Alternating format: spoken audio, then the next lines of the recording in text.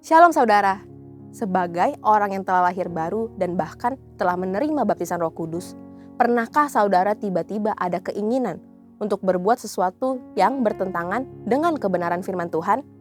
Seperti keinginan untuk bergosip atau memikirkan hal yang jahat tentang seseorang, atau mungkin keinginan berbelanja yang tidak bisa diatur sehingga harus meminjam uang melebihi batas, atau keinginan untuk menyukai sesama jenis misalnya.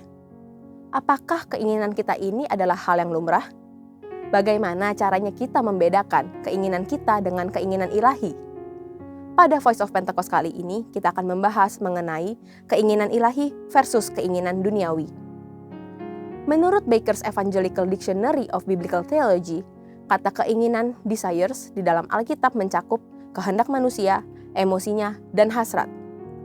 Keinginan ini bisa bertujuan baik, salah satunya yaitu berbelas kasihan, seperti kehendak Yesus dalam Matius 9 ayat 13. Tetapi, keinginan ini juga bisa memiliki konotasi keinginan yang buruk, sesuai Yakobus 4 ayat 2.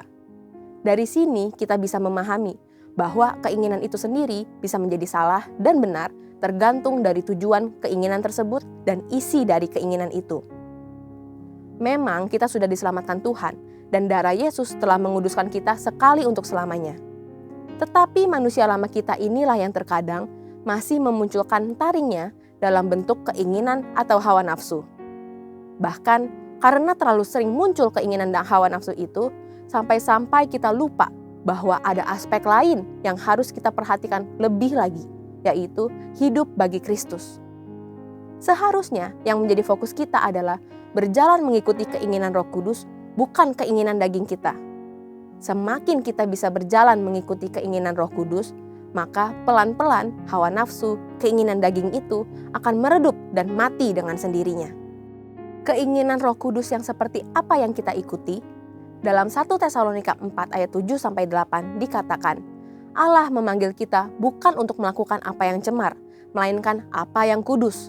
Karena itu siapa yang menolak ini bukanlah menolak manusia, melainkan menolak Allah yang telah memberikan juga Roh-Nya yang kudus kepada kamu. Dari kedua ayat ini sudah jelas bahwa keinginan Bapa adalah untuk setiap anak-anaknya memilih apa yang kudus dan bukan yang cemar. Dan Roh Kudus diberikan dalam hati setiap kita agar kita memiliki kepekaan untuk tahu apa yang kudus dan berkenan kepada Tuhan. Saat ini pilihan ada di tangan kita. Apakah kita hari ini mau menyenangkan hati Tuhan atau mau menyenangkan kedagingan kita sendiri? Jangan jadikan alasan kita masih di bumi membuat saudara merasa normal dan lumrah mengikuti keinginan daging dan sulit untuk menyenangkan hati Tuhan. Dalam Yakobus 4 ayat 7-8, ada dua cara yang dapat kita lakukan untuk bisa mengalahkan hawa nafsu yang salah. Pertama, kita harus mendekat kepada Allah dan melawan iblis. Seringkali kita begitu berfokus melawan iblis, sampai lupa untuk mendekatkan kepada Allah. Kalau kita menyadari betapa indah dan nikmatnya hadirat Tuhan, maka tidak ada respon lain selain kita mau mengejar hadiratnya. Kedua, kita tidak boleh mendua hati.